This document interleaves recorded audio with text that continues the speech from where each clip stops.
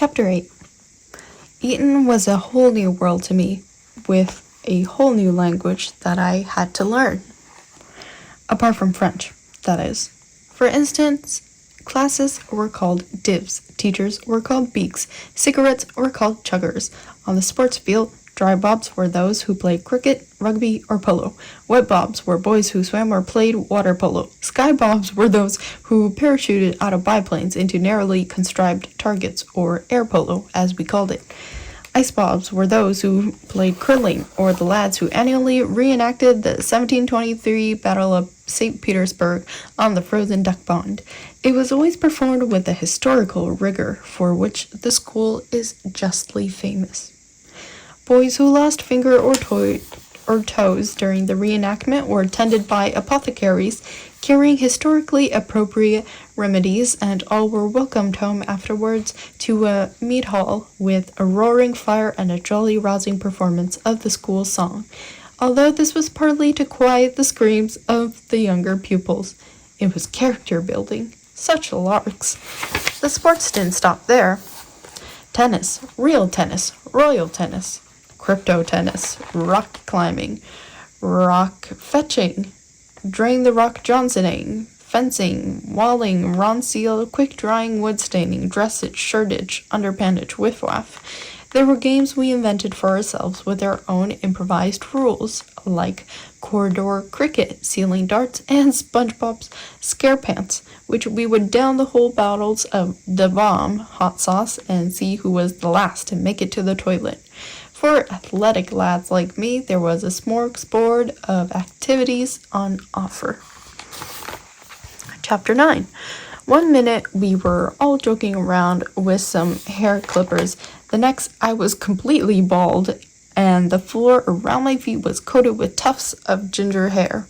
I gulped. I looked in the mirror. I gulped again. When the story got out, it was a nationwide scandal. Harry the Baldy, Harry the Thicko, bald-faced idiot, the headline said. Oh, I'm sure he's getting those headlines again. I couldn't believe I had been so stupid. What had I been thinking? I vowed never ever to bring the family into disrepute ever again. Chapter 10. It was naughty. We all knew it. But some of us boys had taken to smoking weed out of a window near the top of the school. In order not to get caught, we organized ourselves with the military precision which would serve many of us well when we buzzed off into the army to accept senior officer commissions. When it came my turn to poke my head out of the window into the night air, I experienced peace like I hadn't for years. Perfect solitude. Serene countryside as far as the eye could see, beneath the beaming face of the full silver moon. This was what I needed. Privacy, time away from my thoughts. All my worries dispersed into the night air. In the lunar glow, I saw a hedgehog waddling across the car park, and in that moment I knew it was a sign from the hereafter, from the universe, from heaven. Who knew? It was a message, I knew that for sure. But what did it mean? I would ponder it for years afterwards. Oi, Harry, you selfish ginger bastard, pass the bloody joint, shrieked a teenager behind me. Oh yes, sorry, I said. Chapter 11. One of the palace courtiers called me into his office. This is very serious, Harry, he said. Apparently one of the papers is going to publish a story that you are smoking cannabis. Is it true? Absolutely not. Are you sure? 100%. I'll deny it then.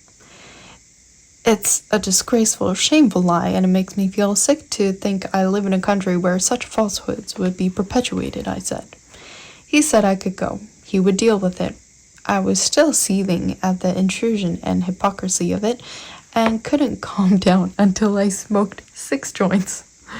Chapter 12. Soon it became clear that I was regarded as the naughty royal. It seemed unfair to me.